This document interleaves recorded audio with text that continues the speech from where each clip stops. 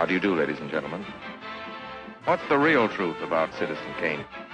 It'll probably turn out to be a very simple thing.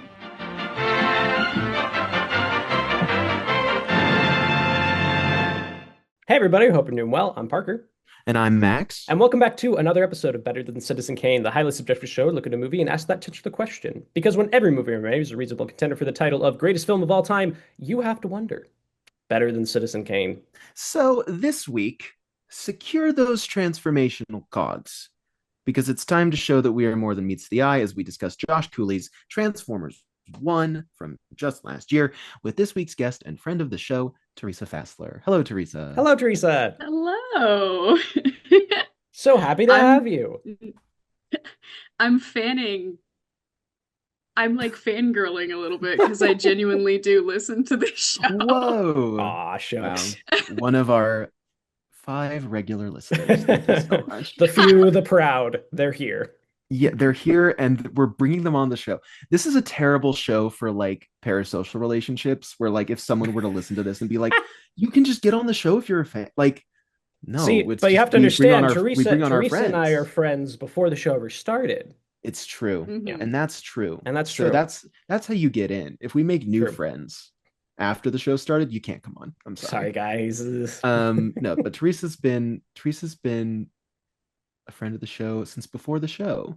Yes. It's like when you meet your aunt and your aunt's like, I knew you when you were a baby, and you're like, I don't remember that. I don't know what that is. Yeah. Teresa to Better I have Than no Citizen idea Kane. who you are. Yeah, the show is like I've known you since you were this big. yeah, exactly.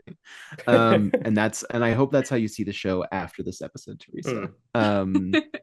Hopefully you but- still listen. That's the goal. Yeah, is I that was you, gonna say. Oh, for sure. Hopefully it's not okay. like I'm done. Actually, I don't think I can do this anymore. Yeah, they're like, this is how it goes.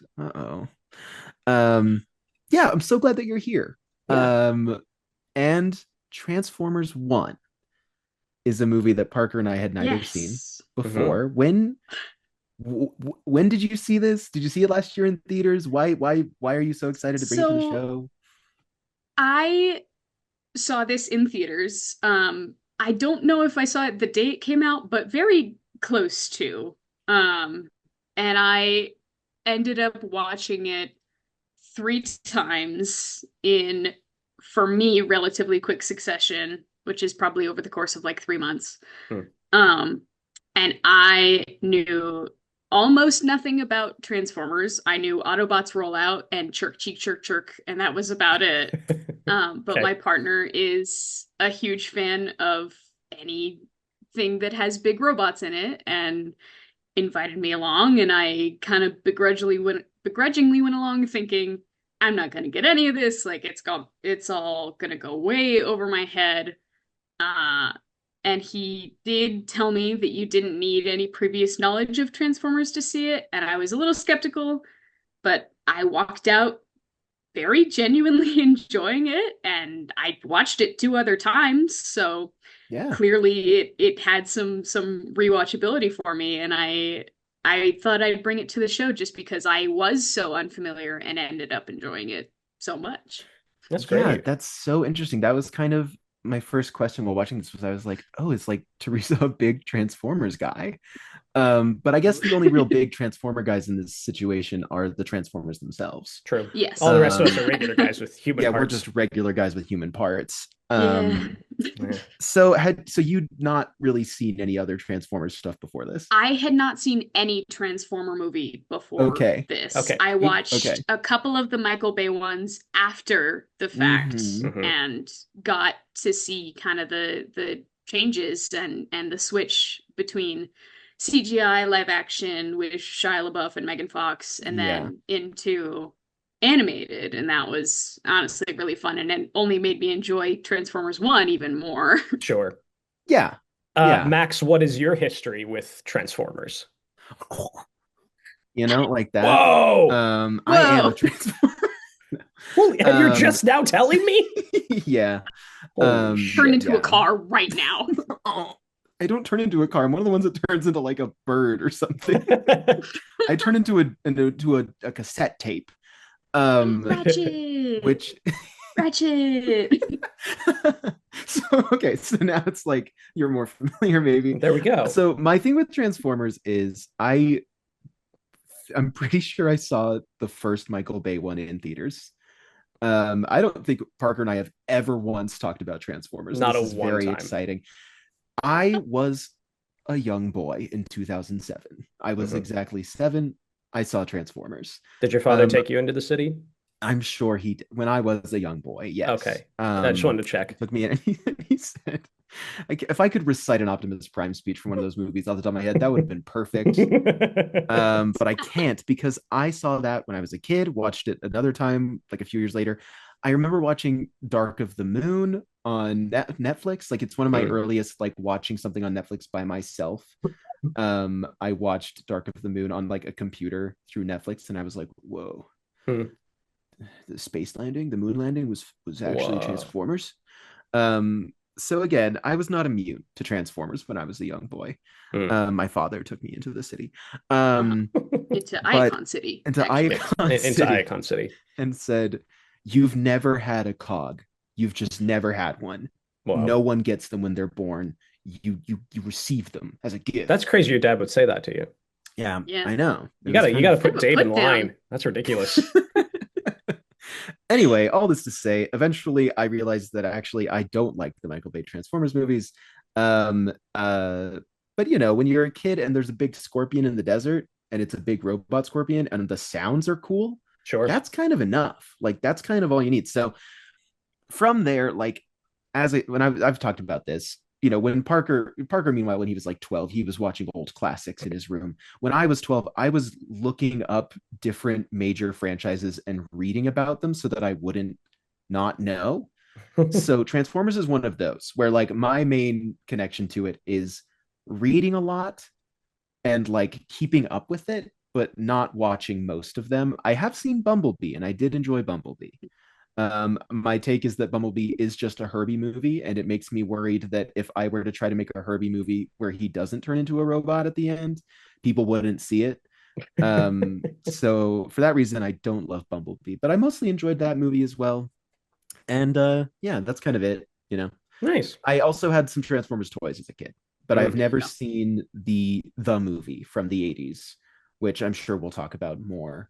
Yeah, I think I also had just a random Optimus Prime toy that I could not figure out how to transform, and he got stuck like halfway through. Interesting. Yeah. Sometimes it feels like we're all a little stuck halfway through our transformation, you know? True. Hey. Parker, what's your history with Transformers? I, like Theresa, really don't have much of a reference point for it. I haven't seen any of the Michael Bay films. I probably saw an episode or two of like a Cartoon Network TV show on vacation or something, because they always had those running, you know, sure. like specifically, like I seem to remember, I don't know what the name of it is. There's one from the mid 2000s that's like 2D animated. It has very particular, like, kind of rounded designs to everybody. It looks kind of like Ben 10 in a lot of ways. I feel like I maybe saw an episode of that on vacation or something, but like, I was not a Transformers kid at all. I didn't have the toys. I didn't watch the movies. This is the first Transformers movie I've ever watched. But were you like culturally familiar with Optimus Prime? And sure, yeah. Like I knew who Optimus Prime was. I knew who Bumblebee was. I knew who Megatron was. But like, that's kind of it. Like, I'd heard of Starscream, I'd heard of Shockwave, but like know next to nothing about the rest of those characters. Have obviously seen the memes. Like, my biggest like examination is there's a series of video essays from Lindsay Ellis about the Transformers Michael Bay films in a queer lens, which is very good. They're very good videos. Okay. So like, I know what happens in these movies. I've just never watched them, and I never will, you know? Yeah, like, it just, I'm not at all interested. But yeah, so this was my first real foray into like actually spending some time with these characters outside of just knowing that they exist. It's so funny, the phrase like spending time with these characters, because before Transformers 1, I don't think I ever would have been like, I just really want to get to know Optimus Prime. You know, like, I just feel like my understanding of Optimus Prime was like, he is the guy. He is he has the matrix of leadership. Right. He's the president of Transformers. Mhm. And he died in that one movie, and everyone was really sad about that. And then another guy took over, and they hated him. And then eventually they just brought Prime back. But Mhm. it was really interesting going into this of like, I don't know. For me, it's and I I told this to Parker already in a text, but Transformers One is a lot like Wicked for me, where like I'm not familiar with the musical Wicked, and I also don't care that much about the Wizard of Oz. It's so funny we talked about the Wizard of Oz literally last episode. Mhm. But like the question of like, well, did you know that actually these two famous cinematic rivals were friends when they were younger until their idol was revealed to be a fraud and a liar? And then one of them had to like leave to become a revolutionary of a political faction, and the other one had to stay in the big city they live in. Like, Yeah. I would never have thought, I never would have asked that question about the Witch and Glinda or Optimus Prime and Megatron. And yet this movie does make an interesting case for it. It's like Hmm. pretty, I think it's pretty fun. Like I really enjoyed watching. I think it's a cool story, I would Yeah. say, overall. It's something I was thinking about while watching this of like as a writer myself, I don't find myself very often like pining for the chance to write within a particular franchise, you know? It's like I like the idea of getting inspired by things and doing something on my own or all these things. However, there are certain pieces like watching this reminded me of watching X-Men First Class, where I'm like, this movie works because you know these two are destined to be enemies, and that's Mm-hmm. like whenever I see movies like this, there's a little twinge in me. I'm like, it would be fun to write within a world like this just to do like a tragedy of pre-established characters, and you can't do that with original characters. It doesn't work the same way, you Right. know. No. But yeah, I was thinking a Yeah. lot about X-Men First Class while watching this. Mm. I was thinking a lot about Wicked, apparently. Yeah, So, there you go. um, yeah. So, okay. Any other thoughts before we get into research? I feel like I want to make sure, Teresa, you have plenty of Um, chance to say your thoughts on this. I feel kind of bad for the listeners because they won't be able to properly see, but this Ooh. is this is my partner's. They actually have, I did not know this. They have a comic series. Mm-hmm. Uh-huh. And we have been hunting for them. And I started reading the first one, and I was so much genuinely enjoying it. Like you get to see some of what was established in Mm-hmm. Transformers 1 of they used to be friends and Mhm. how Starscream became the Starscream that we know, and you get to see the scale of the robots truly, and like you get to see that in the Michael Bay Transformers, but for some reason the comic book drove it home so much more for me. Like I have no idea if I'll be able to find it, but there's a moment when Optimus Prime steps on a deer Oh, and he feels awful. He's immediately like, I'm not built for this world. I'm a terrible I person. love the Iron Giant. And I it's killed a deer. and then it's immediately, like, really immediately contrasted with how the Decepticons treat life. Because I think that Starscream has just killed people. Oh, Oh yeah. no, here it is. Oh no, that's spoilers. Don't look at that. Okay. That's spoilers. But it's really cool, and it kind of drives home the point. And I genuinely gained from Transformers 1 by seeing it first Mm, before starting the comic books, which is Yeah. wild to me. nice. No, that's very interesting. Yeah, I guess that's something that I was passively aware of going into this was like this was interesting for Transformers fans because obviously there's been a lot of lore established through different comic series and through different like I believe there's like Netflix animes as well. But like especially in the comics, like there is a pre-established lore of like I believe that like Megatron and Optimus Prime both had like different names in the comics version of their history, and then this movie is telling a similar story, but is obviously taking liberties with it and kind of telling its own version of events, which is just kind of an interesting thing of like when you have a franchise like this, where it's like there have been so many different kind of takes and different histories and stuff that when a movie is setting out to tell that story, obviously it's going to choose things to bring in and things to kind of discard. Um, So yeah, that is interesting. And also like something else going into this movie that I knew was like it was kind of, Peter Cullen has been voicing Optimus Prime since the beginning. And so it was kind Mhm. of like this was going to be, I believe, the first time that it was not going to be Yes. him voicing Optimus Prime, which I know a lot of people were upset about going in. But and this is so wild because typically I am like, I'm not for Chris Pratt as Mario, but like I understand, Hollywood industry being like, we need big star. I do think like they could have done a lot worse than Chris Hemsworth. I think he does a pretty Yes. good job in this, especially of paying homage to the Peter Cullen voice, especially towards the end. Like he's kind of really trying to get there. Yeah, And I think they could have done a lot worse. I agree. I think Um, that a lot of animated films recently have failed with the voice actors. I wish I could remember. I was watching a movie recently and I was just thinking, this is terrible. The voice yeah. acting is so bad. But even in this, like Keegan-Michael Key is an animated person already, and I Mm-hmm. think that he does a great job with Bumblebee. I think that Scarlett Johansson has actually done proper voice acting before, and I love her as Alita. And then Mhm. I The was SpongeBob SquarePants movie. exactly, and I was genuinely, I wouldn't say impressed, but I was happy with the results that Chris Hemsworth got as who becomes Optimus Yeah, Prime. sorry. Yeah, spoilers for Yeah. Transformers 1, I Oh. guess.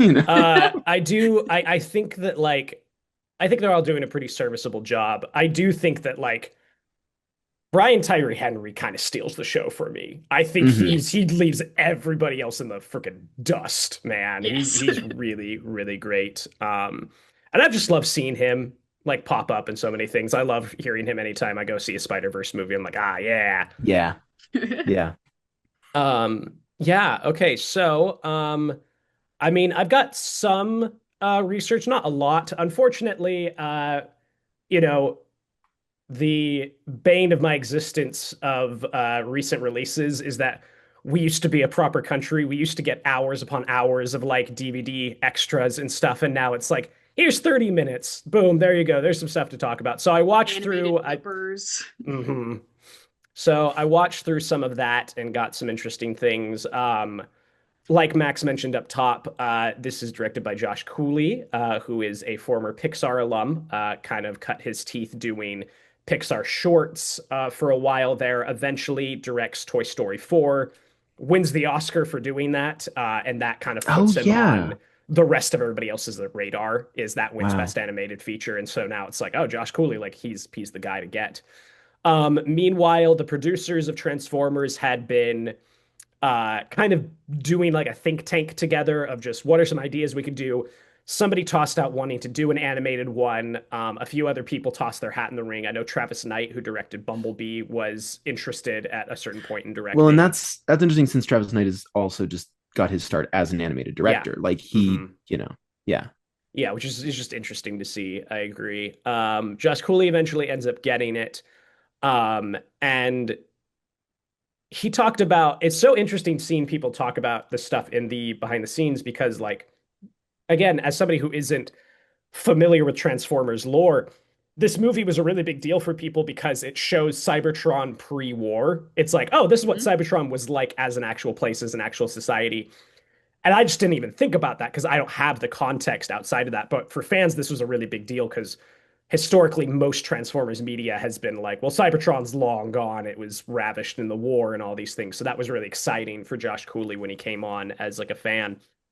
Um, I think one of the most interesting things to me about the behind the scenes that I liked a lot is that they, rather than storyboarding the film like you would traditionally with, especially an animated film, they used mocap for storyboarding. So they got two mocap Oh. artists, they went on a stage, and they basically just prevised the whole movie before they ever started any sort of animation.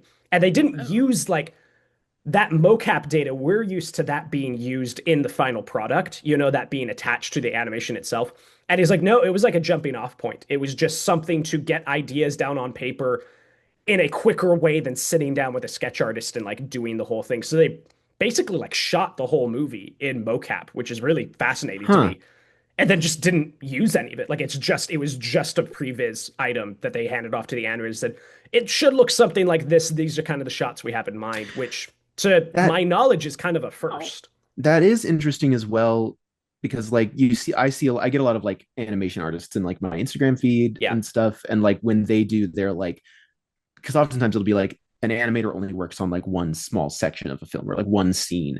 And so Mhm. what they'll do is they'll like previsit by like recording themselves as each person and like try and like act out the motions so that then they use that as reference. So Yeah. it's interesting that this is almost like like it's taking that to the next logical step of like, well, what if we just use that to storyboard everything, skip the storyboard altogether, but also the mocap of it all is interesting.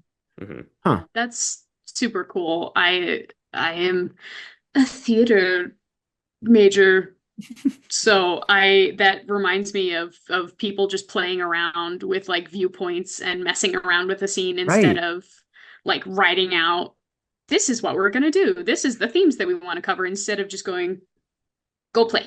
Yeah. Yeah, they were like, And it's like they were exploring the space for totally. And Transformers in 1. the That's behind the so scenes, cool. that's exactly how Josh Cooley describes it. He's like, it felt like doing black box work. It felt like directing a play, which is really Huh. exciting, just Wait, I would watch Transformers 1 as a stage production in a I black would box theater. There's theatricality to this. Yeah. Yeah. That's interesting. Barker, I mean, this is ILM who animated this, right? Which is kind of Mhm. interesting as well, because have they done a fully animated film like this before? I feel like they worked, I feel like they helped do the film Nine. I think they did Henry Seller's Oh Nine. yeah. I feel like Wow. that was them. Wow. I might be Terrifying. Remember completely blowing 9? smoke on that. I don't know. Terrifying. Should we all So revisit scary. 9? I really don't want to. I remember being traumatized by that as a kid because my dad was like, "Look, it's cute little sack people," and then we were like, "It's not cute little sack It's people." not at all. This is not Little Big Planet. No. Yeah. I might be completely off base, but I feel like they've done an animated film at some point. But it's unusual for them to do it for sure. Yeah. What do we think about how this animation looks? Like, what do we think about the characters and everything in it? I was initially not a huge fan of the way that they had animated the faces because Mhm. it felt like a very strange combination of extremely organic with the inorganic nature of all of Transformers. Like the whole point is that it's all robots, it's all technology, it's all machinery. Mhm. Um, but through as I went through my subsequent watches, and as I kind of looked at things, I could appreciate how much more emotive the characters were, how we were really able to read facial expressions with that. And there does have to be some inorganics in this because if you have just robot, you're not going to get anything. Mhm. And I Yeah. think that that's where the animation really benefits this story because in the Michael Bay ones, we don't get those really exaggerated facial expressions. Like we get the full machinery. We've had that already. And now we get to see really, really detailed facial expressions with eyebrow movement, with cheek movement, with smiling, Mhm. and the slight drop of the edge of a mouth. Like it was a little disturbing to me at first, but now I can really appreciate how they've done it. And again, I think that the way they animated the machinery is super cool. They move very fluidly while still being mechanical. I just Mhm. the so many of the sweeping shots of Icon City in particular are stunning. Yeah, They Mhm. are gorgeous. It's crazy. Yeah. absolutely. I agree. I had a similar experience of like when it started, I was kind of like, oh, okay. Like I had to settle into it a little bit more. Yeah. For me, like I know the faces is like a kind of a hang up for a lot of people that I've heard from, but for me, it's more that, and I feel like it's very intentional how kind of plasticky they look. Like Hmm. they are metal, but like the brightness of the colors and everything is very, it feels a lot more like toys.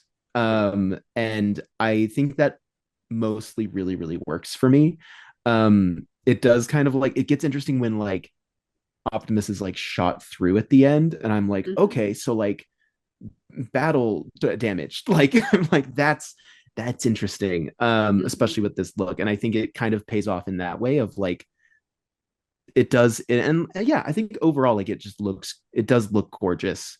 And it's really interesting to have to like settle into an animation style because I don't really have to do that very often, especially with something like this.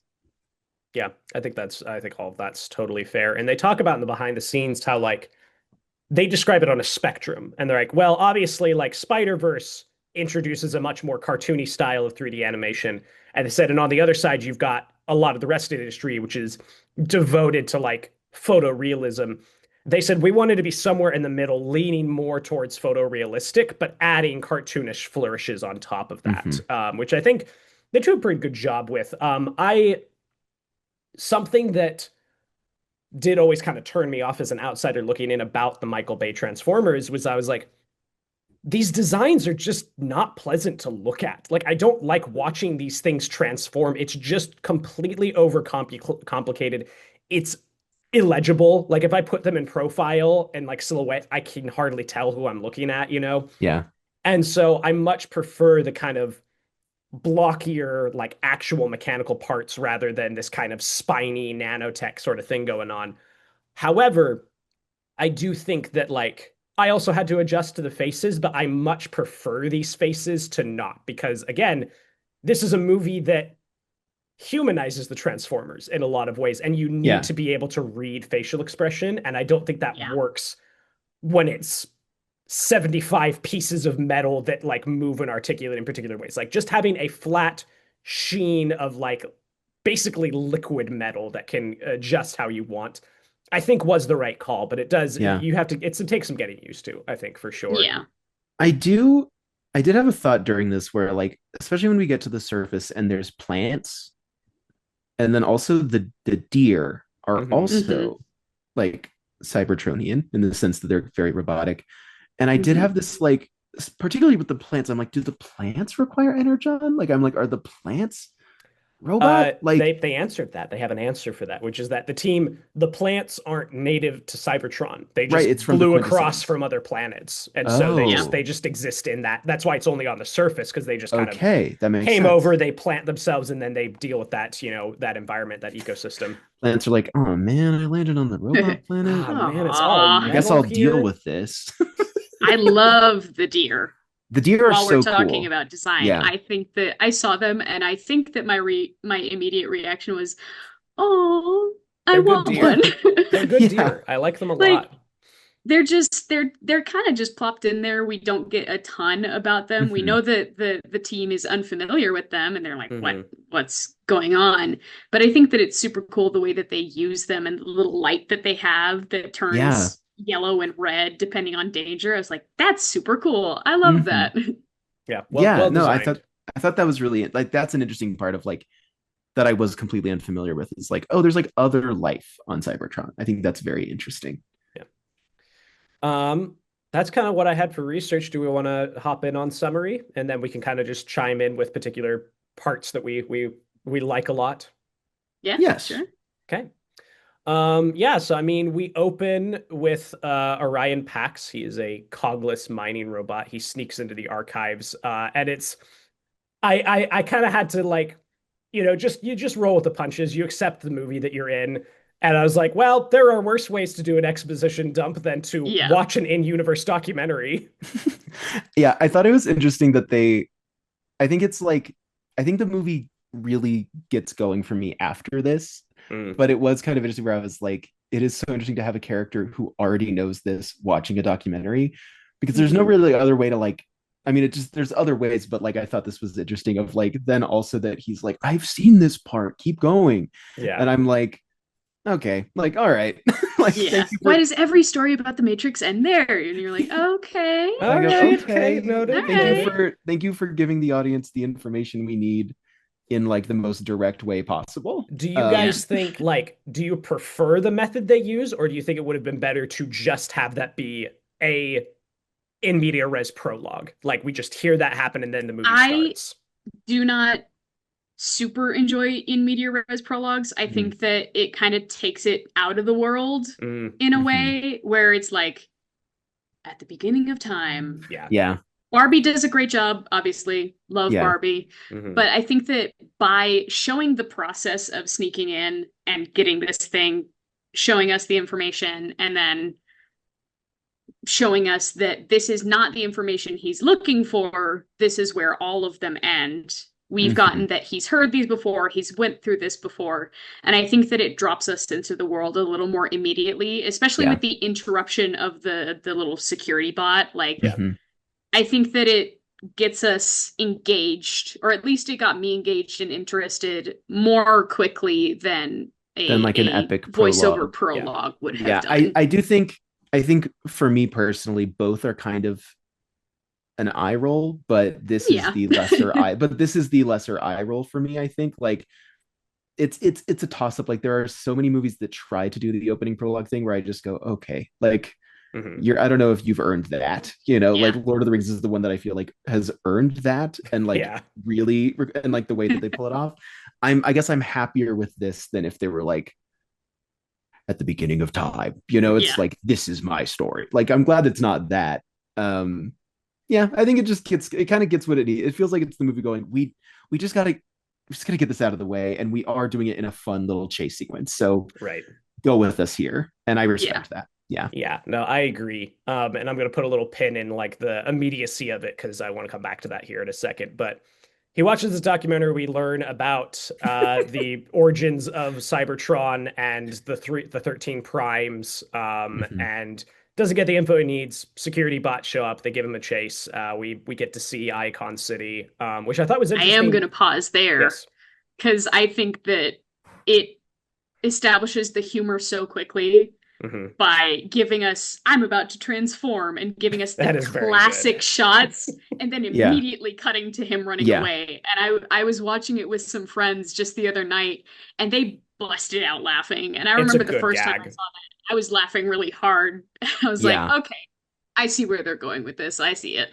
I was bummed about that because I had seen that go do the rounds on the internet after it came out last year. In fact, I think I sent it to Parker, and I was like, this is funny. Like, and I remember like laughing out loud when I saw that clip for the first time, and I wish that I hadn't seen it. Max and I talked about that before recording. When you said you wanted to do this, we were excited to watch it, but also we were like, hey, I was on TikTok when this came out. I've seen most of this movie. Like, it was just everywhere for a while there. I was lucky to have gotten off TikTok by the time this came out, so I had avoided the vast majority of it, except for the finger transforming. Another good gag. So there, a lot of this I had seen, but like watching it in context, I did enjoy. I don't think that like impacted my enjoyment of it. No, but I agree that it would have been nice to experience that as it was happening. But yeah, it's a good gag. We see Icon City. They talked about in the behind the scenes how like they designed it so that nothing, like everything in the city is solid and unmoving, whereas the surface is constantly like geoforming and moving in all these interesting ways. But like nothing in Icon City moves except for like the transports and the transformers themselves, which I thought just makes for an interesting visual. And having it built like both below and above, like having like stalactite and stalagmite buildings is really interesting. Very cool. Yeah, we get this big chase sequence. We then meet Orion's best friend, D16, who helps him get out of trouble. They hop on the train. We get to know a bit about their aspirations.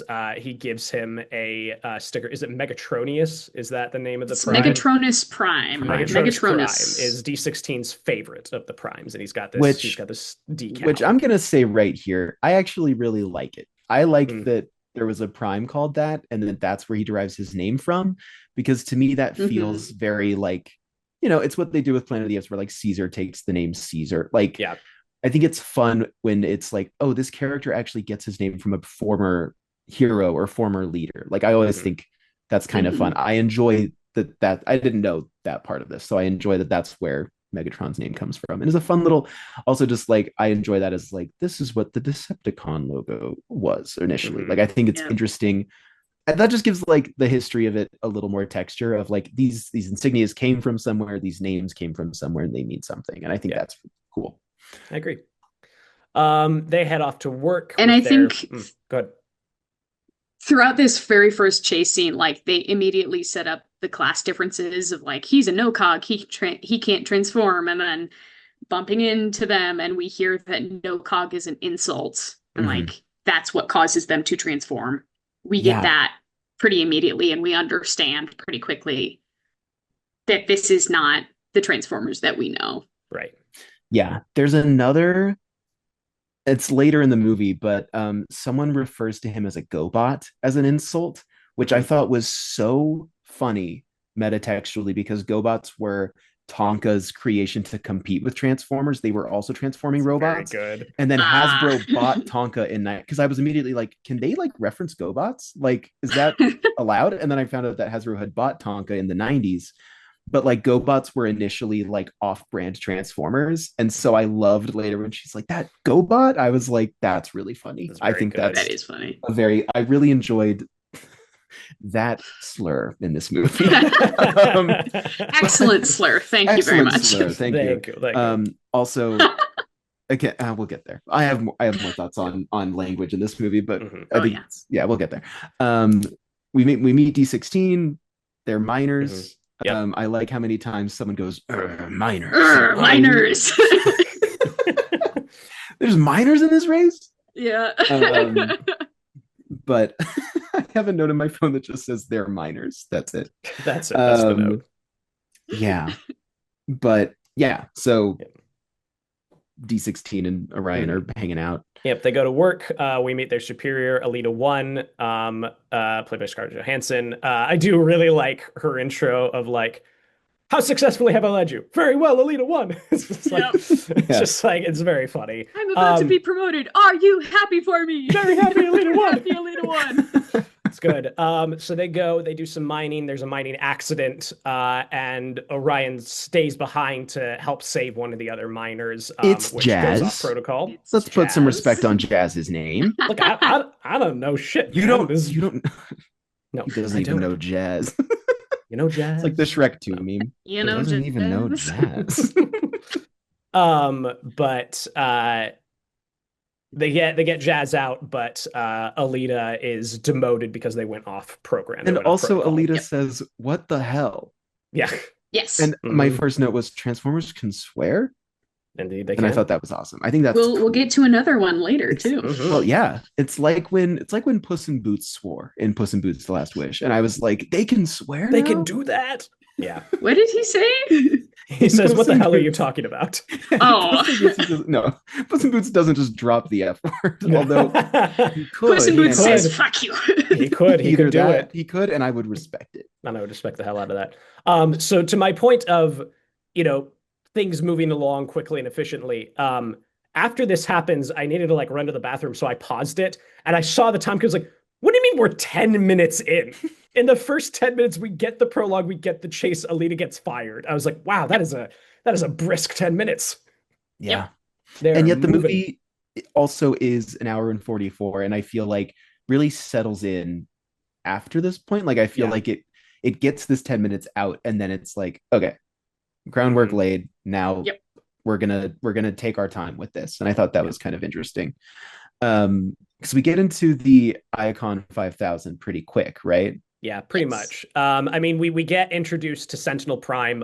Shout out to John Hamm. We didn't talk about him earlier. He's great. Yeah. He's such a good villain in this. Really, really slimy, and I love him.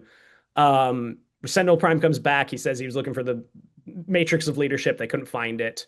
But he's like, hey, we're all gonna celebrate with this race or whatever. And so Orion, he tricks D16 into entering the race with him. I really like, again, just good line reads in this movie. I'm just like, wow, it's like I'm in the race. Like I'm in the race. Silence. And just like it puts it on his back. Really good. I like the race a lot. I think it's very engaging. I think it's very visually creative. And like, I love a chase scene that adds complications in a way that feels kind of natural. And this one does that really, really well of like, going through, and one of them loses their jetpack, so then you have to run and pick up the other guy, and like it works really nicely. And also jumping on other racers. Jumping on other racers is good. And does a lot of heavy lifting. Like anytime I watch a movie where I'm supposed to see characters who are friends who are going to become enemies, the like yardstick I hold it up against, not for the reason you think, is Revenge of the Sith. Because I'm like, is it better than Revenge of the Sith? Because Revenge of the Sith really drops the ball on that for me. Of like, they try so hard to make it feel like Anakin and Obi-Wan are brothers, are the closest of friends, and it just doesn't get Well, they there. try really hard to tell you that they're friends. Right, exactly. Yeah. They just talk about it all the time. And like, well, don't you remember when we were friends on that planet where I saved you? And I he's do, like, that because was you said it I 2 do remember minutes that, ago. Master. Yeah. I do remember, yes. And so I always compare movies like this to that of like, okay, are you showing me and not just telling me? And I think this movie does a really great job of showing me their friendship in a way that I think means a lot. We'll get more and it shows into... us the like animosity that exists in these super close friendships of D16 constantly saying like D16 constantly saving Orion, and Orion saying, I owe you more like 1,000. Like, we get this more natural back and forth between really close friends instead of, la la la, we're best friends, we're going to skip along together. Instead, it's like, God, I hate you, let's go. Yeah. There's a dynamic there. It's Orion constantly kind of dragging D16 along and then barely getting out by the skin of their teeth, and D16 being like, okay, like I guess I'll forgive you this time. Like I guess I'll bail you out this time. Which is very interesting. And also, I'll just say this: even though I should have seen it coming when they were like, this thing will launch you halfway across the city, I didn't read that as like, oh, they're setting that up for the race, because I didn't know they were going to get into it. I didn't know what was going to happen. And then literally when they look at the thing, I think out loud, I literally went, oh yeah. And I was like, oh, it worked on me. Like, see, I immediately thought that was a finale thing. I thought that was going to be a climax. Like, oh, that'll show up much later in the movie. So yeah, having the immediate payoff, I was like, oh, okay, we're doing this quick. Yeah. Again, and I was excited for them to win. I was excited for them. Yeah. And they didn't, and that's fine. And they didn't. But and it was amusing to watch them lose. yeah, very entertaining. Afterwards, they meet Sentinel. He says like, hey, I loved that. I loved everything about that. Like, we're going to put you on like a morale boosting tour or whatever. Says that he's going to have them handed off to his personal technician. One, Darkwing, I think is his name. The security robot from earlier is really pissed about it because they messed him up in the race. And so he shunts them all the way down to like level 50. And they thought there were only 40 levels. Yep. They're down to level 50. And we also meet Arachnid, who is Sentinel's right hand. Who is really cool. Yeah. Very cool design. Yeah, very And cool. I famously do not like spiders, and I love Arachnid. Yeah. And also really a good cool name. I think that's a fun... I like when I don't know, I like when it's like Arachnid and I go, oh yeah, that's like a great name for a toy. And then I go, and also it's a great name for this Transformers character. Indeed. It's almost like there's crossover there. Wait a second. Wait a second. We meet B. B 127. Who's down there? I do really enjoy. Normally, I'm not crazy about these kinds of metatextual references. They feel a bit cringy. I did really like the Aatron robot that he's built. So I was like, that's good. That's very funny. Yeah. I think my favorite joke from those three friends that he's built out of garbage is when he says Steve and they go, Steve, and he goes, yeah, he's foreign. He's foreign. I was like, that's funny. Yeah. Like, you know, I feel like it's very like kids film to be like, and this guy's name is Steve. Anyway, but like I do think, I don't know, I like that there was a little more to it where it's like there wouldn't be someone named Steve on here. It's like, yeah, he's foreign. I thought that was I like that too. He's good. Yeah. And he sorts garbage and then I do like the MacGuffin here. I like the little map that's in one of the guys. Like I think that's fun, you know. I think that's just like a good mystery coincidence thing for this. Yeah. Believable. Yeah. Yeah. It makes sense that communication chip would be in the garbage. Yeah. Deliberately thrown away. Yes. So they get this distress signal from Alpha Trion. Hey, shout out Lawrence Fishburne as well, who's giving this Really movie great. so much Excellent. juice in his performance. Really good. Like Yeah. he's going all the nuts. gravitas in the world. Yeah. Distress signal, set of coordinates, and Orion is like, hey, this is where we could find the Matrix of Leadership. This is the last place the Primes were. And so he convinces D and B to come with him, and they all set off on top of, they just board the garbage trains or whatever. And the story that they're told is that all of the waste is getting dumped on the surface, and that's what's in these giant like cargo bins, right? Alita is there in her new demoted job, doing all this stuff. She notes that the hatch has been opened that they snuck in on, and finds them, isn't able to escape before the train takes off. They have a big scuffle, and end up on the surface. I love the look of the surface after spending this amount of time on, in Icon City. I just love the colors here. Like out loud, I was just watching it by myself, but there's the shot of the sunset. I was like, of course the Transformers planet has the vaporware sunset like built in. That's nice that they've just got that. Yeah. It's very cool.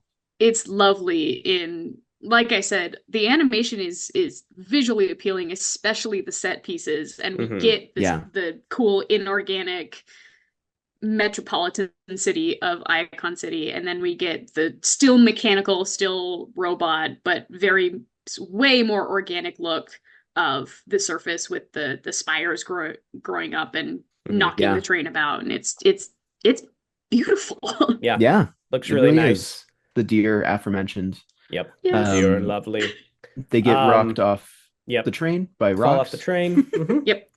Big spires. I'm a big fan of Alita's line where she's telling him exactly how this is going to go down. She's like, we're going to get back there, and you're going to tell them exactly what happened, and you're going to use words that put me in a very good light. Yeah. It's really Fun good. characterization. I like it. I'm going to say this. I was the Quintesson ship freaked me out. Like it was a scary, I don't know, the atmosphere that they create, especially running through that like those ruins, like those kind of Parker. Honestly, I was like, wow, this is just like Stalker. I was like, wow, this is like Andrei Tarkovsky's Stalker. But like going through those ruins and like, I don't know, I thought that was a very effective set piece and like very eerie, like getting out of the beauty of the surface to like this kind of ruined place, and like these lasers coming down from the ship above and them scanning for life forms. Spooky. I liked it. I liked it quite a bit. Very fun. And also, my only context for what Quintessons look like is the brief clip I saw from Age of Extinction, where they've got Optimus Prime, or is it the fifth one? I can't remember. The last night. It's the last night. They've got him like strung up in their ship, and she's still got like tentacly stuff at the bottom, but was more of like robotic.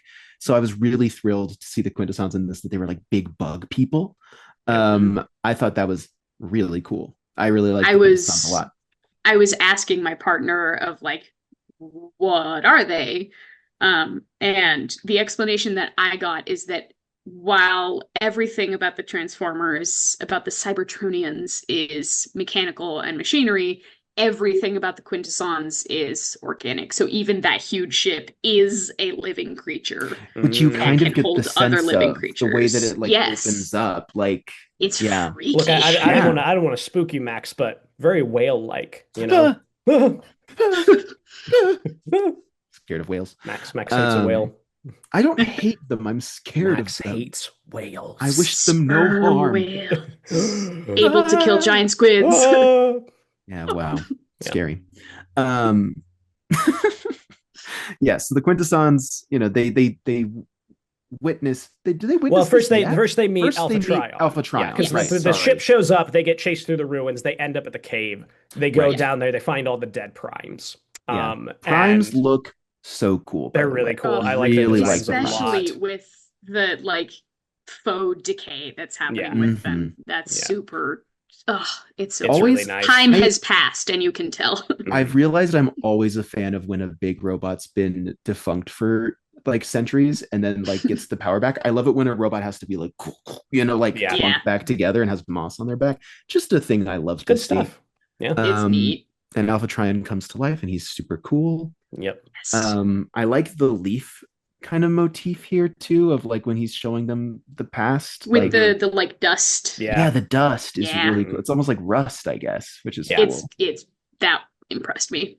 Yeah, it's very like I will always be a fan of utilizing the strengths of like 3D animation for things that are too complicated for 2D animation. And like Mhm. particle effects like this are a great showcase of that. That would be an absolute nightmare to try and do hand drawn, but like are Yeah. really artistically interesting here.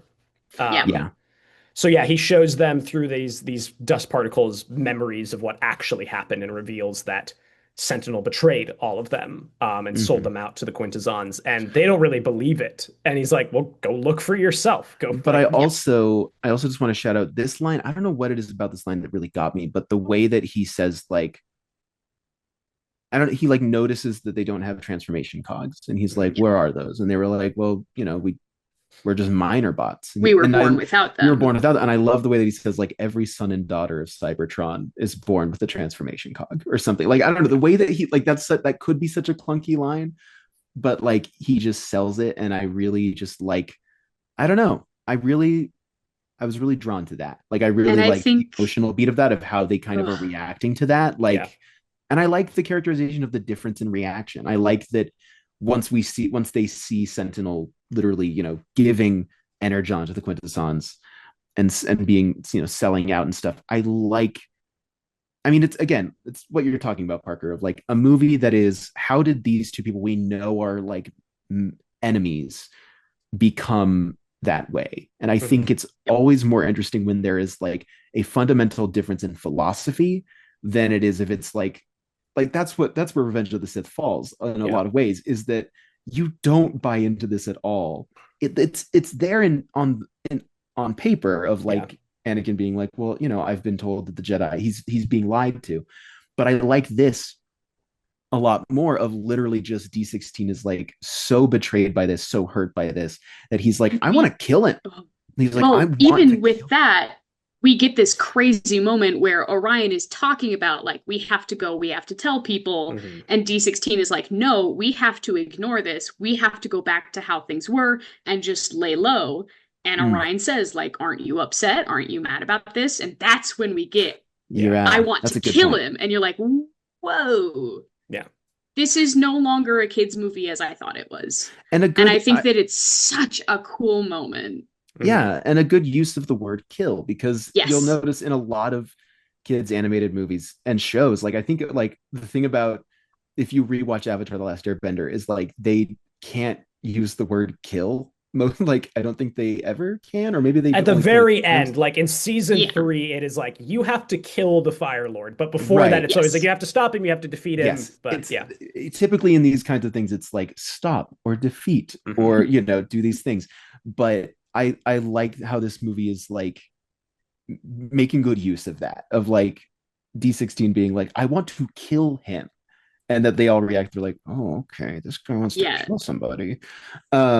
Is interesting and kind of sells it more than if he was just like, I'm more angry than you. It is shocking.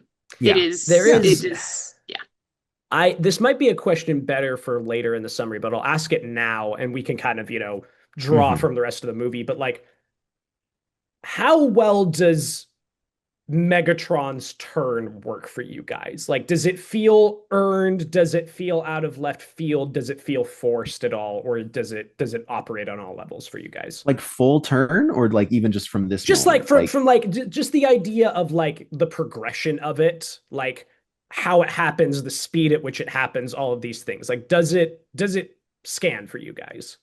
I have a lot of thoughts about how we have seen Megatron, or rather D16, up until this point. And I think we get even more later on in the movie. So I will say that we do hear him say kill before this moment. We hear them in the Icon 5000 in the race. He tells Orion, if we survive this, I'm going to kill you. Right. And it's a very joking, very lighthearted, but the word is there. And then we get all of this back and forth where where D16 is like, you're done for, you're so annoying, this is not how this works. I just want to go back to my life. We get that same sentiment when they have discovered what Sentinel has done. We need to go back to Iacon City. We need to go back to our jobs and just lay low. We get Orion saying, don't you see that this is wrong? And then we get the far more powerful use of the word kill, right, of don't you want, I think that Orion says something like, don't you want to stop him? Yes. Yeah. Don't you want to stop him? No, I want to kill him. Mm-hmm. And there's a very strong difference between that. And then further into the movie, we get more reasoning for D16's turn. Mm-hmm. And I think that they do a very good job of building it up and not making it this sudden thing. Mm-hmm. Yeah. I think, from my perspective, I think it's well paced within the movie, knowing full well that also by the end of the movie, he has to be Megatron. Mm-hmm. I feel like if you know that's the end point, it's well paced to get us there by the end of an hour and 44 minutes. Is there a version of this where there's more time to see him grow more and more? Yes. But I think within the runtime, this is well enough paced for me. Yeah, I get that. I agree. Like it with the runtime, I think it's working the way it should. And I agree with you of like planting the seeds and taking the time. It was just an interesting thought that I had while watching this movie. Again, having like knowing who Optimus Prime is, knowing who Megatron is, knowing where this is going to go. But like coming to this very new to Transformers, I was surprised to hear that come from D16 because I kind of thought it would be coming from Orion. Like Orion, I like those feelings of like deep betrayal and anger. I'm like, wouldn't that come from the guy who's like spent his life breaking into archives, upholding the primes? Like, sure, if D16 found out that Megatronius Prime had betrayed everybody, like I could see that being like such a shocking, like, huge thing. But I was interesting that like when that moment happened, based on the characterization we'd been given so far, because Orion is the rule breaker, because he is the one who is constantly like pushing the envelope, whereas D16 is the rule follower and again, even before this, like, we're just going to go back to our lives. We're going to do what we need to do. I had an interesting moment watching that. I was like, does it make more sense for this other character to be on this track rather than D16? I hear that, but I also think so much of Orion Pax's like philosophy is around like we're going to show them that we are more than meets the eye. Like I feel like it's Sure. my joke to you, Parker, right? Of like, wow, this guy's really optimistic. I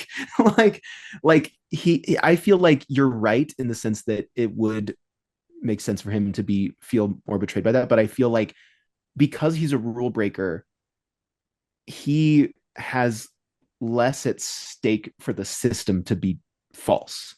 Yes. Because he is more of like, he wants to support the primes, he wants to uphold the values of them, whereas D16 is like, these are the greats, I want to go back to my life as a minor, like I understand my place in all this, I know who I am and I'm fine with that. And then to be told, actually everything that you thought you were is a lie, you can be so much more, and the primes are like, this prime that you've idolized is a false god. It makes more sense for him. He loses everything from that because I feel like he was a lot more defined by the rules, whereas Orion can kind of be like, okay, well then we can reshape this then, right? Yeah. Like that's fair. I don't know. That's fair. And I think we get a little bit of the why this is so big for D16 when they meet Sentinel, because D16 is saying like, we're so dead, we're going to be demoted, we're never going to be able to live this down. Sentinel shows up, and after he leaves, Orion isn't saying, oh my god, that was Sentinel, that's crazy. Yeah. He says, are you less mad at me? And D16 says, wow, that was Sentinel, that's crazy. Yes, I'm less mad. So we have this kind of fanboy moment where we understand just how much D16 idolizes Sentinel and how this is such a huge betrayal of his trust. Yeah. No, I can see all of that. And I think you guys are correct. It was just on the first watch, it felt, of course, his turn to violence for such a passive character felt a bit like, whoa, okay, I guess we're here now. But you guys, was he passive? He It's also punched Orion. True, but like, you know what I mean? Like, it's just somebody who is Yes. conflict averse comparatively when Yes. you put him next to Orion. But I do think it is funny that you bring that up also just because like for 5 movies of Michael Bay's Transformers, like Optimus Prime's catchphrase was "I'll kill you. I will cut your face off." Like, but that's not who he is. Like, that's not who he's supposed to be in like all other forms of Transformers media. yeah. But in the Michael Bay version, he's like, well, he's the big badass one, so he's going to say, "I'll kill you." Mhm. Anyway, it's kind of Yeah. But like, I do think it's more Megatronian, I suppose, to be say, "I'll kill you." But okay, so moving on here. They see the evidence of this, and then Sentinel's army kind of falls upon them. Or no, it's not them. Is it them or is it the High Guard? No, it's Sentinel's army that shows up The first. Sentinel sees them kind of watching and Yes. and goes after them, and they narrowly escape Yep. by Alpha Trion being tells them to captured leave. by the High Right, Guard. and he transforms into a beast, which I thought was super fun. Very cool. Yes. He I'm gets always rid of very a bunch of them. interested in beasts. Arachnid gets him though and captures him. Yep. And they also get captured by the Cybertronian High Guard. Yep. Yes. Which I think is so fun. And Steve Buscemi, yeah, man. Yeah, he should be Starscream. Absolutely. It's good. It's good. How much voice acting has he done? I feel like he should do more. I mean, he's Randall in Monsters Inc. He's been around the block. You're right. He's done been stuff. around. There you You're go. right. Yeah, I'm he's- sorry. You're he's- right. He knows what he's doing. He knows what he's doing. He's He's good. in Monster House. Oh, he is. Is he the old Mr. man? He's the old Nevercracker. man, I think. Yeah. Get away from my house. That was Lin-Manuel Miranda. Yeah, Anyway, it's Lin. what if they remade What is Monster Lynn House? doing here? Oh no! My Get away from my goodness. house. No, I want to kill him. That's my wife. She's the house. Good. I hate how good you are at imitating Lin-Manuel Miranda. Max has worked very hard on that. Years So of practice. I really like the introduction of the High Guard. I think it's really cool. I like another faction. Like, I was not expecting it. I fully just assumed that like it would be as simple as Megatron rises and he takes Sentinel's guys. But I like that it's like Cybertronian High Guard are all of the guys that you know. Like, this is where Starscream is, this is where Soundwave is, this is where like all of the recognizable Transformers for me are. And yeah. Little fun fact for those of us who spend any time on the internet. Soundwave is played by John Bailey, who is best known as doing the Honest Movie trailer voice. Oh, is he really? Which is really great, yeah. Hey, good for John Bailey. Yeah. I love Soundwave. I love Soundwave. He might be my favorite of the Decepticons. I am just the littlest bit disappointed that we don't get Ratchet. Yeah, Ratchet is the little robot dog that's a cassette tape inside of his For people who boombox, don't right? know, Soundwave is based off of a cassette player. Like, his chest is the cassette player, and he has Ratchet, his dog, who is the cassette tape that stays in his cassette player. Very good. But yeah, so I like this where like Starscream is like, you work for Sentinel, like we'll kill you. And I think, Parker, to your question about Megatron and like D16's like evolution, I think this is such a key moment. I love that he distorts Starscream's voice. I think that's really fun. And also when the gun appears, Yes, I think that is such a cool moment where like everyone's kind of like, ooh. Like it tells you so much about what is typical and what a gun on an arm can mean, I guess. And I thought that was really interesting and just a cool moment. I really enjoyed that reaction and how he so quickly takes the room, right? And you get that moment where the moment where he like looks back at, because Orion's like and like he like looks back at him, or is that later in the movie? I think he's got I feel like this is when everyone's cheering for him. Because when they cheer for him, his eyes turn red, and that's when Orion's like, oh god. Yeah. I think Orion stops him and is like, right. Whoa. Yeah. And the gun is like genuinely scary somehow. Big giant arm cannon. Especially with the distortion of the voice, because you're like, that's once again, this is a kid's movie. Yeah.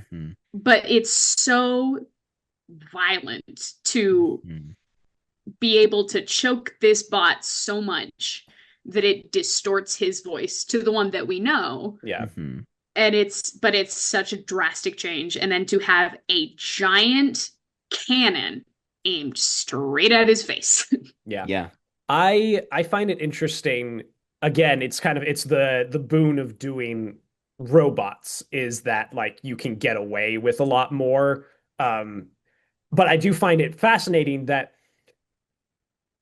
using oil as blood is only saved for Orion at the end. Oh, because we'll even get there. the rip in half of Sentinel is it's just cogs and shit, right? But like the oil is just for Orion, which I find very interesting. Yeah.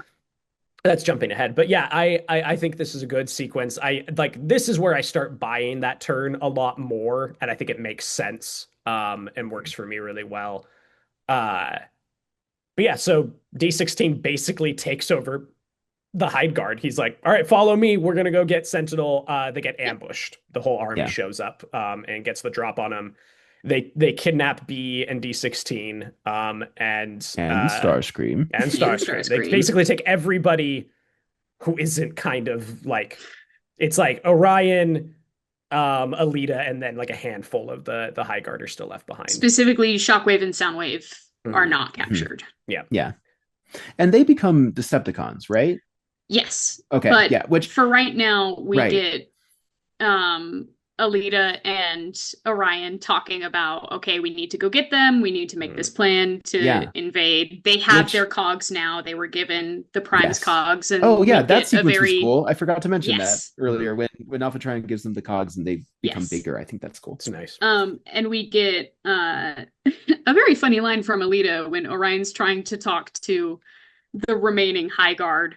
And they're just completely ignoring and dismissing him. And I wish I could remember the exact line that Alita says, but she says something and everyone shuts up and is like, okay. Yeah, it's a good moment.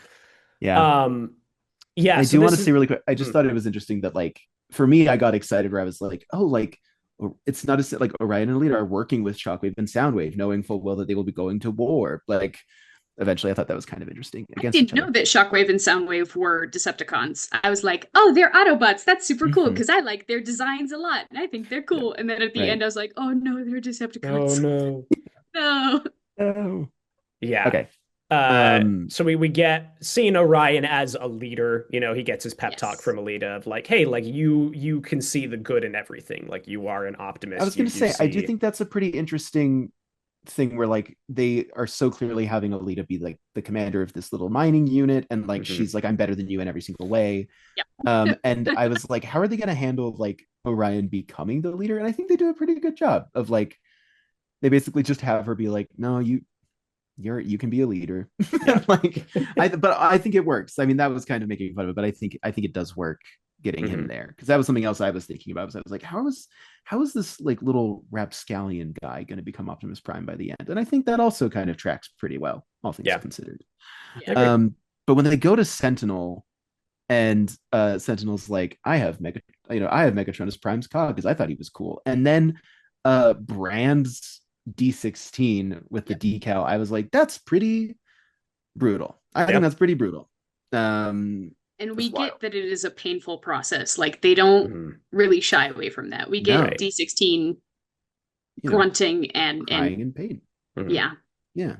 No, it's very effective. I really love, like, I'm a sucker for a good villain line, and I really love when D16 he's like, he says something along the lines like, the reason I'm not scared of you, I don't have anything else to lose. You took everything from me. And so it just goes, I sure did.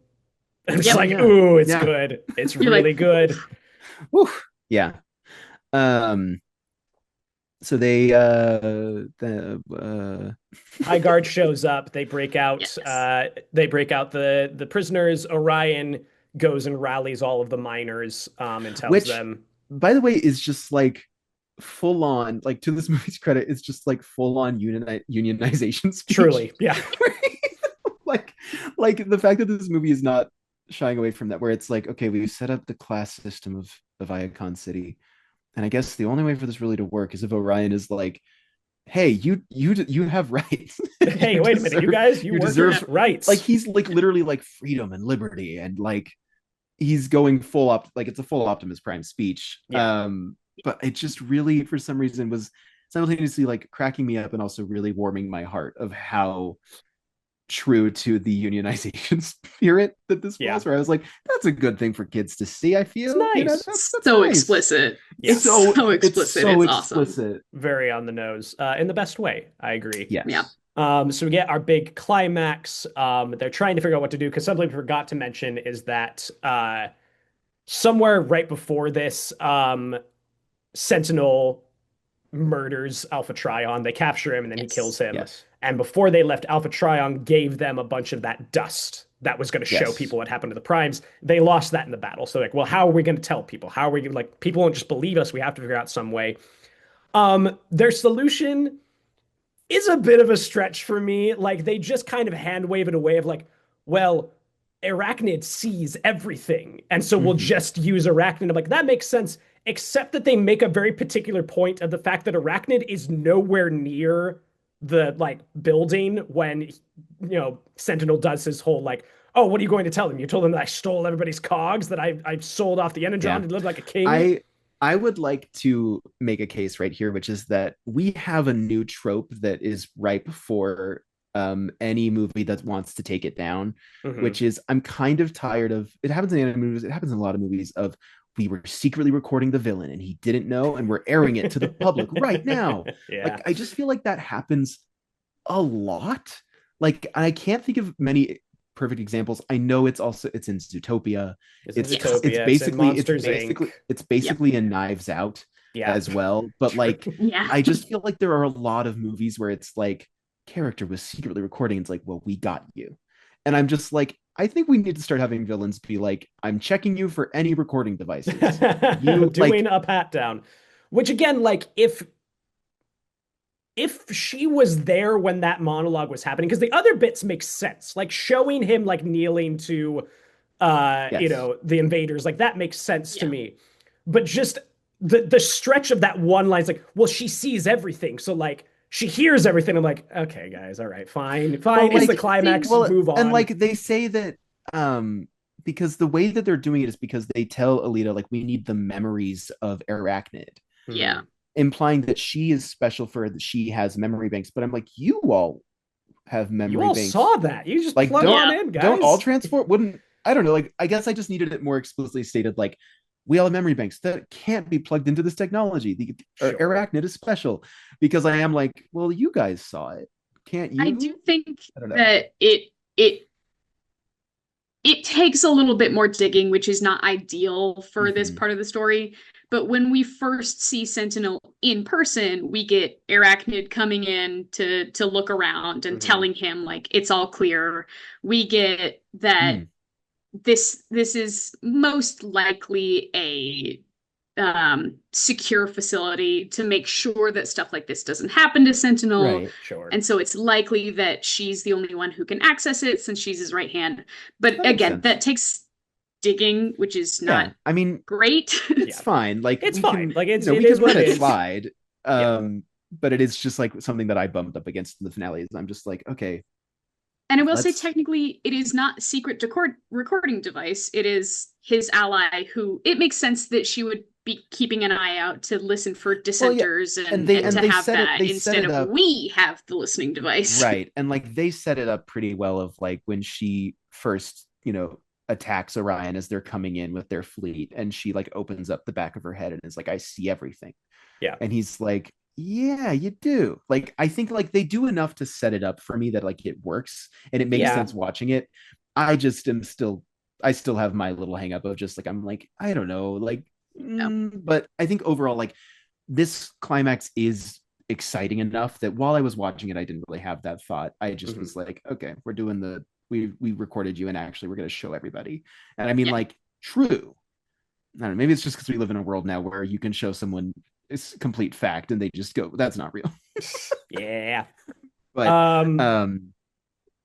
yeah, so that happens. The city knows what happened. D16 and Sentinel are fighting, and he's going to kill him. And Orion steps in, and he's like, "No, not like this!" And he won't listen to him. Takes out his arm cannon, is going to shoot Sentinel, and Orion jumps in the way and just gets obliterated by this thing. I will say then, we get a yeah. very funny moment with Bumblebee while they're doing the whole arachnid thing, where he discovers he has like laser he has knife hands. knives. Yeah. And he goes into the broadcasting station and just cuts everything up, and then points to one of the people that was there. It was like, it was him. It was already like this when I got here. That. I was like that. That when I got really there. made me He goes, laugh. yeah, it was. It was like that when he got here. It's really good. It is really good. But D16, he shoots Orion. Orion almost falls. He catches him. And this is, I really do, again, a really good performance moment of just the shift of like, why did you do that? Like, why on earth did you do that? And then letting him go and saying, "I'm done saving you," and the full shift. I think they earn it. I think it lands. And I think it lands, and I think it rocks also, because I like that his eyes bleed into other frames as he moves around. Like, I think that's cool. Super cool. The red, like his eyes shift to red, and like it's good. It's very good. And I think it's very effective watching Orion fall into the core of the planets. Such a cool shot. I love that, especially once we get to literally the core is there and he's like slowly floating to it. I was like, yes, this is kind of like music in this part is like really drove it home for me. And I love the music and all of it, but this moment really especially got me. Yeah, it's incredible and it's very stunning. I think Orion falling into the core is like kind of the most stunning part of the movie for me. It's just like, it's very cool. And I love it. I love it intercutting with D16 monologuing to the crowd, taking the cog, and then becoming Megatron. Like, and I love watching Megatron and Optimus Prime, like their origins happening at the same time. Again, it's very. I don't know why we're invoking Revenge of the Sith so much, but it's very much like Vader being born at the same time as his kids. It's like it's cool to see Optimus and Megatron being born at the same time. I will say what I also really like about it, and what I like about the political like the political factions of Autobots versus Decepticons, it's very, it's very on, kind of on the nose, but also kind of interesting of like, Autobots means that these robots have autonomy and they believe that they have the autonomy to choose and be who they want to be, and Decepticons are against deception. I think it's a bit of a stretch. Which is a little wild. I kind of like it, but I will say this, I really like that as these two leaders of these factions, Optimus is selected by the gods basically, and Megatron is made into who he is by the people. Like the people that follow him make him who he is. And I like that, especially as Megatron is like, the era of primes is over. And I like that it's like, it goes deeper than just like autonomy versus deception. It's like, what it is like Optimus was literally chosen by the system in place. And Megatron is so untrusting of that, but also is elected by the people. My partner and I had a huge discussion about this, and I'll bring it up now just so that I don't forget, about how it's hard to fully disagree with the villains by the end of this, because the villains in Transformers are the Decepticons, but it's just two different methods of dealing with a system that is corrupt and that has failed so many people, in that Optimus tries to work within the system, tries to adjust the system. He becomes a Prime. He is made into Optimus Prime by the gods, by the makers of this system, and tries to fix it from within. Whereas Megatron sees that the system is corrupt, sees that it has failed, and deems it necessary to burn down the system in order to fix things. And you have a hard time disagreeing, because you have seen how awful Sentinel is. You saw him betray the Primes. You saw him kill Alpha Trine. You saw him gouge this symbol of what used to be pride and a role model into D16's chest, and it's heartbreaking and it's hard to watch, and it's hard to disagree with him. Until you see him rip Sentinel apart, which is even that, extremely visceral, and it looks like intestines and And internal organs, there's- which is I'm- wild. Yeah, I mean, there's a reason why I have friends who've seen this movie who are like, this Megatron did nothing wrong. Mm. And I Yeah. think that like you could look at that as like a failure of like, well, he's the villain, but also I'm like, it's like a believable setup for a war. Like, Yes. I prefer this where it's like, well, they literally just disagree on how Cybertron's government should be set up and like who should be in charge. And I'm like, that's how wars start. It's much more interesting this way than just like, well, the ultimate evil corrupted Megatron's brain. It's he was lied to. It's a little more complicated than I kind of thought it was going to be, and I really respect it for that. Yeah. So they have a fight. Yeah, they have a fight. Yes. Optimus wins and banishes him. He says, "Take the high guard, leave. You can never come back." And he restores the matrix of leadership. Energon flows through the planet once again. And we get the forming of the Autobots. We get a little post-credit stinger of the forming of the Decepticons. Oh, I didn't even Cool see shot. that. Oh, You yeah, get go Oh, watch it. I didn't see the it's so post-credits. cool. Yeah, it's nice. I like it. And we also get, and this, I think I almost cried in this part where right before the credits, we get that smash cut to when Orion and D16 first meet. It's nice. Yeah. And they're bonding over this admiration of the primes. And we get that they'll always be friends and they're always going to have each other's backs. Yeah. And ow. Yeah, ouch. Ow. Ouch is right. Yeah, and that's the movie. Any final thoughts before we get into criteria? I know Max needs to go, so we're gonna wrap this up quick. Yeah. I went into this knowing probably less than you, Parker, about Transformers. I knew Optimus Prime. I barely knew about Megatron. I knew about Bumblebee.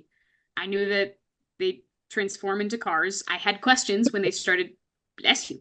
I had questions when they started transforming into planes. I was like, I didn't know they could do that. And I thoroughly enjoyed it. And I thought that it did an excellent job of giving us this message of there's classism, there's system corruption. These are the two methods that have been used to deal with it. And this is how this happened. And I think that it does a good job of giving us that message without really shoving it in our faces and maintaining the whimsy and the humor of a kid's movie, especially with Bumblebee, while and these fantastic lines. Because I'll be honest, when Sentinel responds to D16 saying, "You took everything from me," saying, "I sure did," I laughed. Yeah. I was like, whew, that's I mean, that's a realistic response. Yeah. I sure did. And it's just I really enjoy it, and I will watch it again, which is high praise for me because I do not rewatch a lot of movies. Yeah. Nice. Really quick, because we forgot to ask you at the top of the show, leading us to criteria, what are your thoughts and or history with Citizen Kane before we get into this? I knew nothing about it until I heard about this podcast and talked a little bit with Parker about it, and then read the Wikipedia synopsis about Citizen Kane. And I still have not watched it because I looked up where I could watch it, and all of it required money. Yeah. Public library. Woo-hoo. Public libraries. Yeah, that's true. I should probably check the university library to see if they have it. But I knew nothing. I knew vaguely, very vaguely about Rosebud, but that's only because it's referenced in Over the Hedge. I'm not kidding. Yeah, what a great so reference point. I came into this knowing practically nothing about Citizen Kane. Perfect. That's great. Okay, so yeah, that's so fun. With that in mind, historical and technical relevance. Do we have an argument for Transformers 1? I think I'll be interested to see if this mocap storyboarding process becomes a bit more standardized. That could be interesting. Yes. Outside of that, I'm not really finding a strong case. The most that I could say about it is that it's taking a well-loved franchise that has historically been more for adults with the Michael Bay movies and in which the cartoon versions have been kind of cycled out and bringing it back into relevance. And I think that a lot of companies have tried to do that, Disney especially with the live action movies, and I think that they did it differently. Yeah. They adjusted and made things different. And I think that could be an argument, a weak one though. Yeah. Yeah. I mean, it'll be like I also just feel like it's a very new release, so it's hard to know. It's tough to know. Yeah, I would be interested to see what impact this has. I will just also, while we're in the history section, I just want to shout out Orson Welles is in a Transformers movie. He is. He voices Unicron. Unicron in Transformers the movie from 1980, whatever. I think it's 1980. I think it's on the 1980. Dot. You're right. Yeah. Orson Welles does have a history with the Transformers. Indeed. Yeah. Not this movie. But I just felt that was worth mentioning because it is funny. I'm glad you brought it up. There is a connection from this movie to Orson Welles pretty directly. Yeah. Which is kind of wild to think about. Yeah, I mean, okay, so how well? Well, first off, point to Kane. Point to Kane. Yeah. Point I mean, so many points go. So many of this category goes to Kane. Yeah. Rarely does it get taken. How well do we think this is doing what it's trying to do? Pretty well, I think. Like, you know, in the behind the scenes stuff, the filmmakers talked about how they were really excited to do the origins of these characters and to show Cybertron pre-war and all of that. And as a non-fan, I think it's pretty effective in what it's trying to do. Yeah. I mean, it engaged two people who knew nothing about Transformers. True. So yeah. I will say I don't think it is as I don't think it got a ton of attention. Yeah. From what I've seen. It which underperformed, unfortunately. It did. Yeah. And for the people who have seen it, I think that it does a fantastic job. Because obviously I knew nothing and I ended up talking about it here. So it engaged me.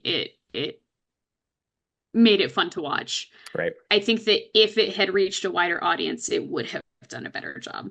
Mm-hmm. So it's a bit, you'll have to decide for me, because I think that, again, for the people who watched it, for the people who have seen it, both kids, adults, and everyone in between, I think it does a great job, points out classism, gives us these lessons, these moral lessons to the kids without being super forceful about it, without kneeling down and going, okay, so this is how classism works. Without being ungraceful. Like this movie has a grace to it that it is engaging with that I think is a testament to how well it's doing what it's trying to do. Yeah, and I think that for the adults, we know what the classism is. We can spot it right away. And it still has that kind of fantastical kids movie whimsy that we can appreciate. No, I agree. Yeah. Parker, do you think it's doing a better job of what it's trying to do than Citizen Kane is? I don't think so. I admire it. Okay. It's much more my speed of movie, you know, but I don't think I can give it that point. Okay. I would agree, I suppose. But again, I cannot iterate enough. Not every movie is trying to be Citizen Kane. This movie is not trying to be Citizen Kane. It's not trying to do that. And what it is trying to do, it is doing very, very well at. I just want to make that very clear. Which leads in nicely to, like, I think I'd fully give the how well am I connecting to it point to this. I think this easily gets that point over Kane for me. Yeah.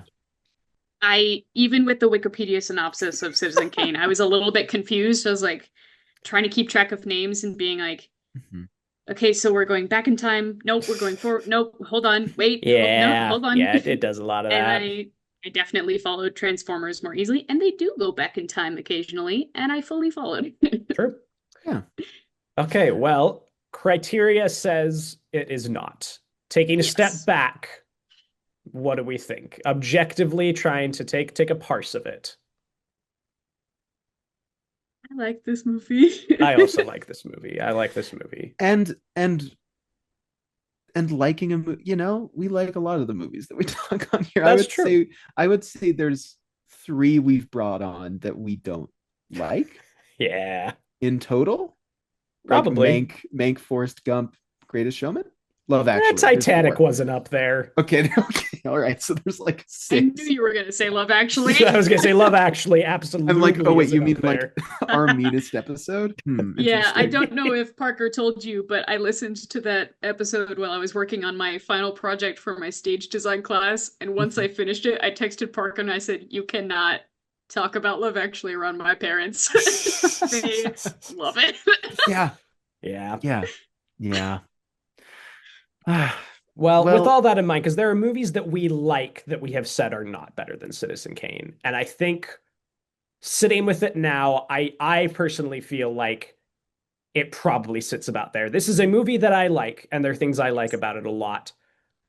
I don't think it's better. What do you think, In the Max? criteria, Yeah. it's not better.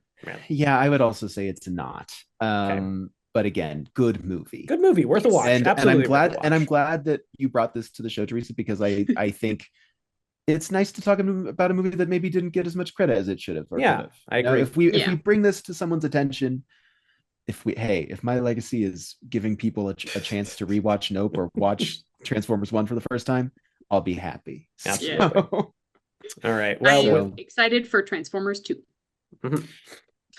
fingers with that in crossed. mind, I would be fingers interested. crossed.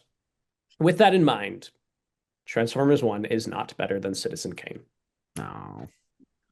Thank you so much for being here, Theresa. Like, this was Yeah, a ton of thanks fun. for I'm really having glad me. that we got to do this. It was super fun talking with you. Hope to have you on again sometime in the I think future. this is only the second time I've talked to Theresa. So Yeah, I I've only think met you so a- as well. once. that sounds about right. So this was lovely. Yeah. Very wonderful. So yeah, thank you for bringing it. Max, would you like to tell listeners what we're doing next time? Well, next time we'll be talking about kind of the Transformers 1 of these characters. You know, people have often wondered, how did juror number 3 and juror number 5 end up so antagonistic to each other? See, I was really And, waiting for you to be like, next time we're going to take Well- this movie and we're going to multiply it by 12. Yeah, so we're gonna yeah, so wait, that's much funny. Next time we'll ask the question. I'm stealing this from Parker. Next time we'll ask the question, what if the Transformers weren't Transformers? What if they were more like angry men? And what if instead of 1 there were 12 of them? We're doing 12 Angry Men, Also Cindy a very LeMay's good 12 Angry movie. Men. which I'll be listening to I've that episode. seen once. Really? I have not I have revisited also since I seen was it like a once. sophomore in high school, and I liked it when I was a sophomore in high school. Huge. And I'm I've excited watched to it. I've revisit. watched it a fair amount. I like that movie a lot. So a look forward likely, to that. a likely thing for you to do. All right. I saw it in high school, and I even though I did have to take notes, I did actually enjoy it. Nice. Yeah, I'm excited. Yeah. So So look forward to that. everyone, tune in next time. Thanks for so being much here, again, everybody. Teresa. Thank you, everybody. you, for Teresa. listening. Yeah, thank you. And we'll catch you Okay. next time, friends. Bye. Bye. Bye.